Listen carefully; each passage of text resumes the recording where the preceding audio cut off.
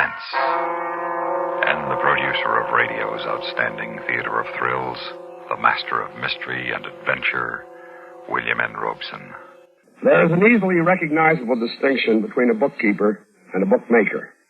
They usually are to be found one within and the other without the law. But when a bookkeeper starts taking from a bookmaker, such a nice distinction is apt to become confused amid photo finishes, scratch sheets, and the morning wire, with results ranging from welshing to grand larceny, from mayhem to murder. Results which we hope will keep you in suspense. Listen then as Frank Lovejoy stars in Win, Place, or Die, which begins in exactly 1 minute. Memo on Medals. Information about our military awards and decorations. The highly rated Air Medal is a bronze compass rose suspended by a pointer and charged with a swooping American eagle clutching lightning bolts in its talons. The ribbon consists of a wide blue band flanked by narrow gold and orange bands with the blue repeated along the edges. This dramatically designed decoration is given for meritorious achievement while participating in an aerial flight under circumstances which do not justify awarding the higher-ranked Distinguished Flying Cross. The Air Medal was authorized for heroic action after September 8, 1939. It has proved to be a major source of pride to those airmen who have earned it, and a stimulus to others for greater devotion to duty. Extra service and extra accomplishment merit special attention and recognition. The Air Medal pays tribute to those who distinguish themselves and do honor to their country and their branch of service while participating in aerial flight. And now, Win, Place, or Die, starring Frank Lovejoy. A tale well calculated to keep you in suspense.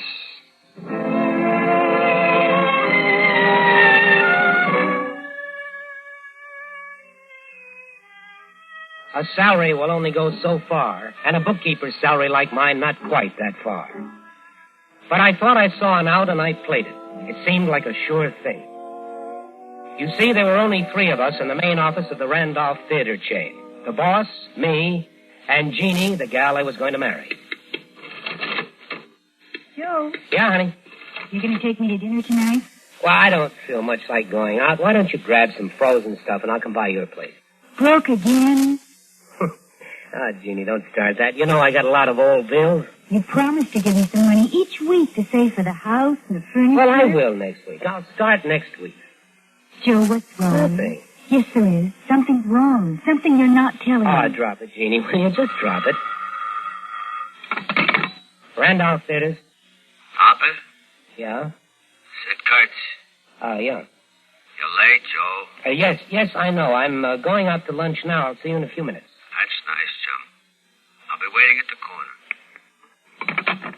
Who is that? That's the guy I'm working on a deal with. I'll tell you all about it someday. Don't wait too long, Joe. Randolph Theaters. Joe, this is Rita. I didn't get a letter from you this morning. Oh, I know. Rita, look. I can't give you anything this week. Joe, I have the rent to pay and Jimmy needs clothes. Yeah, I know, but I'm in a jam. I should think you'd at least want to support your son. Oh, get off my back, will you? Maybe if that girl you're running around with down at the office found out you have an ex-wife and a kid to support, she wouldn't think so much of you. Maybe I ought to tell her. You do that, and you'll never get another dime.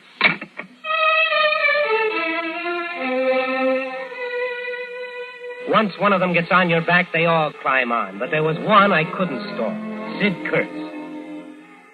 I opened the bag with the cash receipts from the Tivoli Theater, changed the figures, and took what I needed. It was mounting up. Every day it was mounting up, and I needed a break to pay it back. Well, late, chum. Well, I had to make a phone call. I mean 3 days late.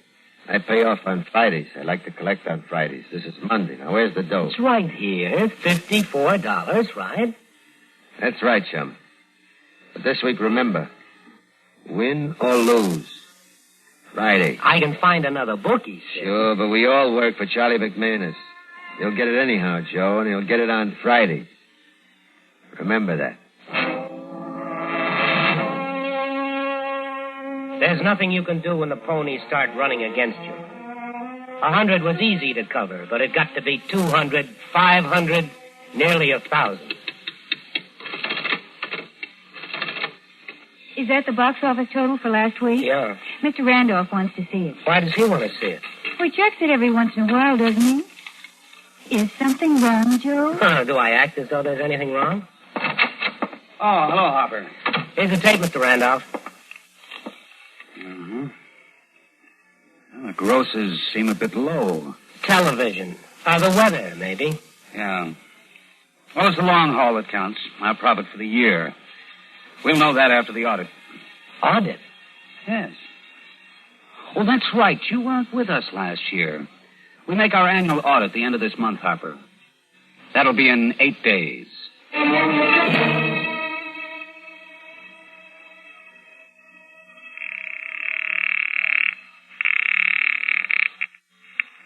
Charlie McManus speaking. Charlie, this is Joe Harper. Yeah, Hopper. A bet for Sid Kurt's book. All right, shoot. What's the line on Sturdy Duke and the Six? Even money. You should walk it. Well, I want 1,000 on the nose. Did you say $1,000, Harper? Yeah, on the nose. Just a minute.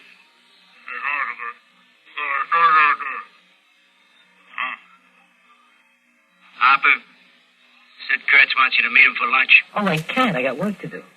I won't take the bet unless you talk to Sid before the race. Well, okay. Tell him to meet me at the cafeteria.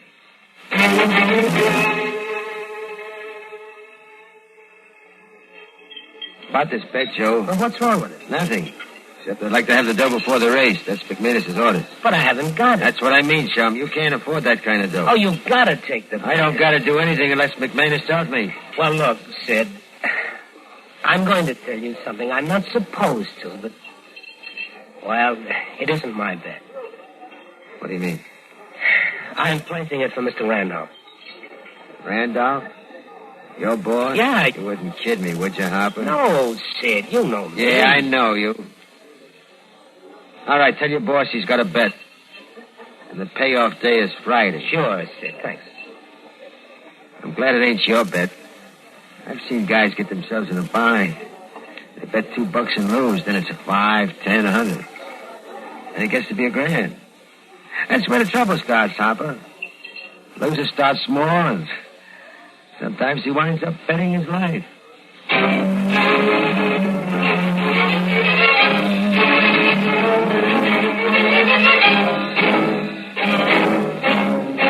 In a moment, we continue with the second act of Suspense. Another visit with Joe and Daphne Forsythe. Joe, what are you doing? Oh, hi, Daphne. Just eating a midnight snack. What is that mess? That mess is a liverwurst, salami, lettuce, and peanut butter delight. Nightmare is more like it. What woke you up? My stomach was growling. What woke you up? You. And I was dreaming such a pleasant dream. Oh? What?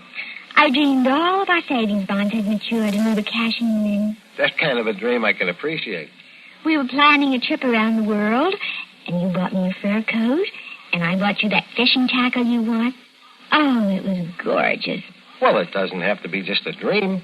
Some of our savings bonds are ready to mature now. Joe, maybe we shouldn't cash them in. They can go on earning interest, you know, and it adds up fast. I know. That's why we started buying savings bonds, remember? With a bond a month on the payroll savings plan, our money is saved automatically. Stop waving that sandwich under my nose. You're making me hungry. Well, fix yourself a sandwich, ma'am. I got all the makings right over here. All right. Move over, you bond-buying midnight maverick. I'm going to fix myself a humdinger. And now, starring Frank Lovejoy, Act 2 of Win, Place, or Die.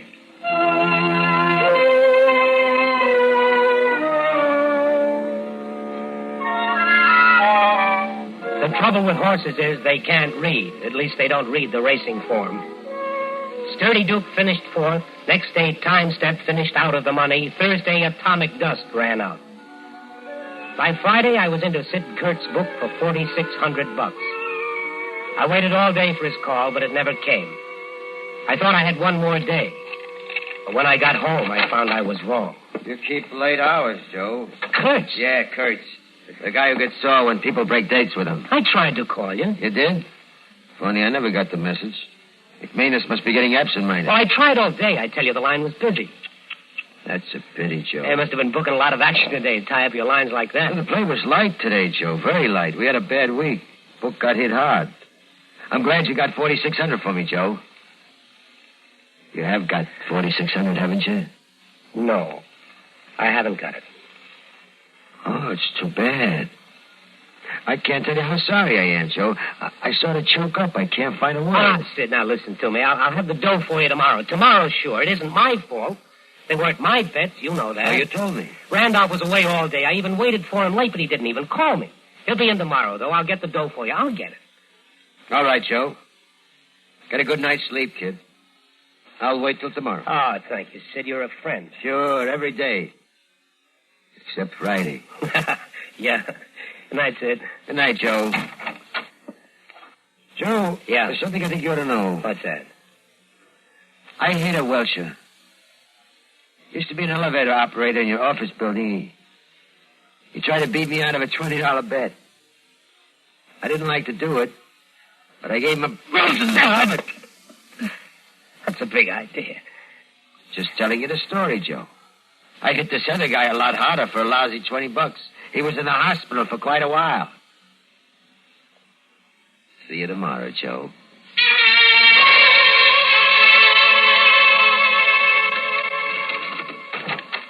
Morning, Jeannie. Morning. Morning, Hopper. Morning, sir. Oh, a day like this, I'd rather play golf than work. Tell me I'm dispensable, Jeannie. You're not. Not today. Couple of distributors coming in, and Mr. Charlie McManus called you. Oh, McManus? I don't know anybody named McManus. Who's he with? I don't know. But he said you owed him $4,600. Well, I guess I should know him then, shouldn't I? Do we have a creditor named McManus on the books, Hopper? No, we don't, Mr. Randolph. He wasn't very pleasant about it. He wants you to meet him tonight with the money. What did he say? Where? In the bar at the Tip Top Club. He said there'd be trouble if you went there by 9 o'clock. I don't like it, Mr. Randolph. Neither do I.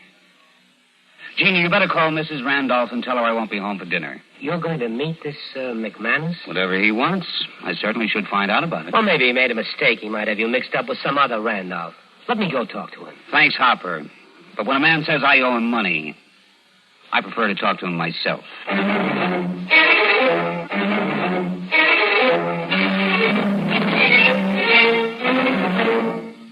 In a moment, we continue with the third act of Suspense. Another visit with Joe and Daphne Forsythe. Joe?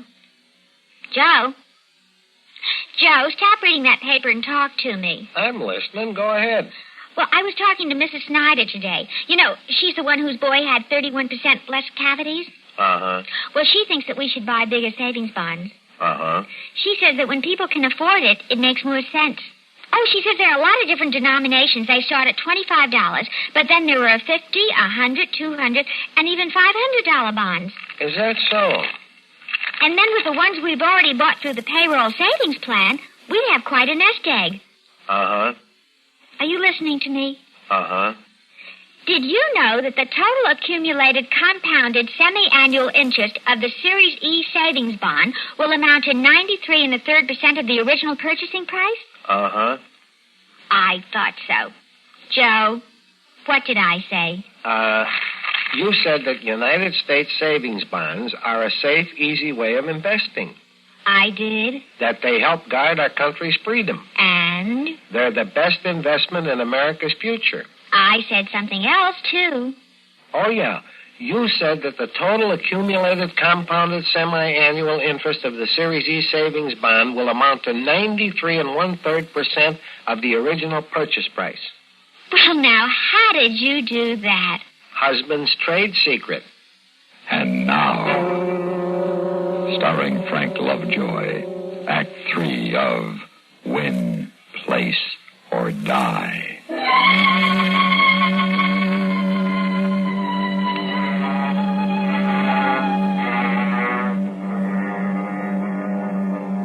was a good thing Saturday was a half day because I had a lot of things to set up. I ducked out on Jeannie when we left at noon. All I needed from her was that she'd remember the phone call from McManus, and I knew she would. But I needed more from my ex-wife, Rita. I needed an alibi. Joe. Yes, honey. Well, what are you doing here, Joe? May I come in? Oh, sure. Rita, I got to thinking about you and Jimmy. I brought him a couple of things. Where is he? At a movie. He goes every Saturday afternoon with the other kids. Well, I'm sorry I missed him, but it's nice to be alone with you for a while.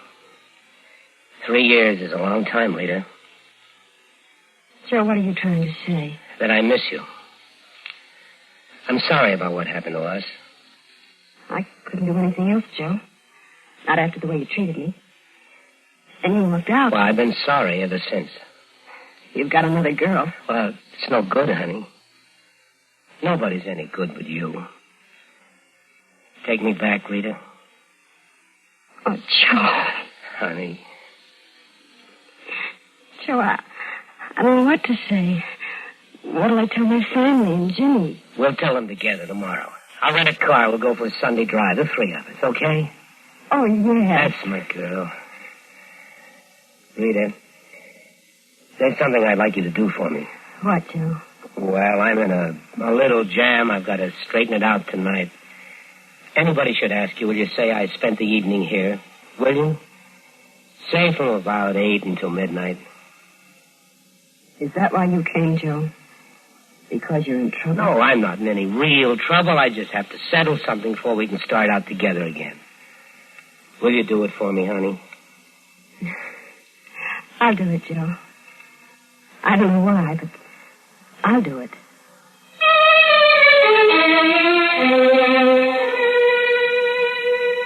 It was a setup, a sure thing. It couldn't miss.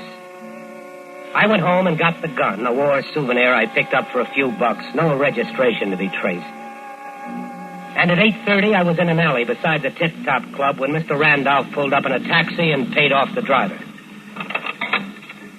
All right, keep the change. Mr. Randolph. What? Who is it? Oh, it's me, Joe Harper. Hopper. What are you doing here? I came down to help you out. Help me with what? What do you have to do with it? You come back here in the alley. I'll explain it to you. It's far enough, Mr. Randolph. Oh, Hopper, what is it? Hopper! Ah!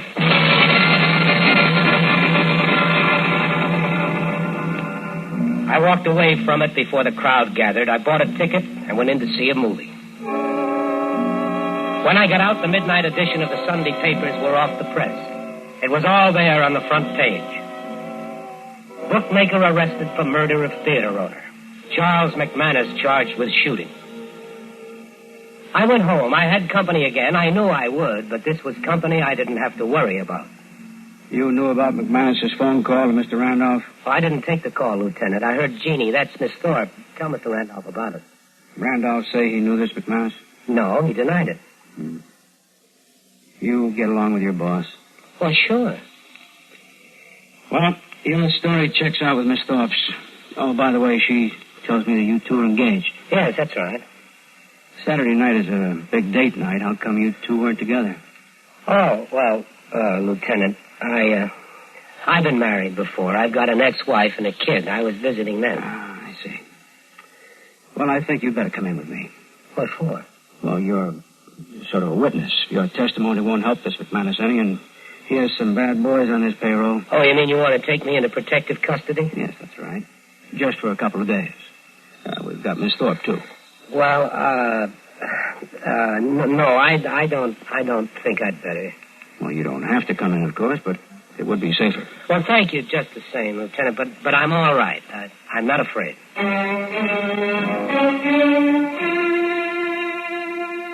I wanted protective custody bad, but I couldn't take it. I'd remembered something just in time. The auditor. They'd be in Monday. Randolph's death wouldn't stop that, and the books had to balance. I went down to the office and started to work. I worked the rest of the night and all day Sunday, changing figures, erasing slowly and carefully. Then I took some petty cash slips Randolph had signed and changed the amounts. By Sunday night, I had it right on the nose. I put the books away, got my coat, and the phone. The office phone ringing on Sunday night. I didn't want to answer it, but I had to. Hello? Oh, Joe. Nita, what's the matter? Why are you calling me at the office? Joe, I've been trying to get you at home all day. Well, how did you know I was here? The detective said you might be. He said he was going to look for you there. What detective? He answered the phone at your place. He asked me who I was, and I told him. Then he asked me where you were last night. Well, you told him I was with you? No. Why, Rita, why? Because I was mad at you. You promised to come today and take me and Jimmy for a ride, and you didn't show up. I didn't know, Joe. I didn't know about the murder. And that cop Corrigan, he's on his way up here? Oh, his name wasn't Corrigan. He said it was Kurtz. Sid Kurtz. I dropped the phone and ran into the hall, and then I heard it, the whine of the night elevator stopping, the door sliding open. Hello, chum. Sid, you've got to listen to me. No time to listen, chum. The payoff day has been changed. It ain't Friday anymore. It's now. There was a fire axe on the wall. I tore it loose and threw it at him. It hit him and knocked him down. I turned and raced for the stairway, but he was on his feet and after me. I took the stairs 4 at a time, but he was right behind me. Only one more flight to the lobby. But I'd never make it now. An iron gate stretched across the stairs, and by the dim night bulb, I read the sign. This exit closed after 6 p.m. Tough luck, chum. Looks like you lost another photo finish. Sid, I'll get the money for you. I'll get it. Oh, it ain't money anymore, chum. You bet your life, Joe. And you lost the bet. Oh. You lost the bet, Joe. You lost the bet.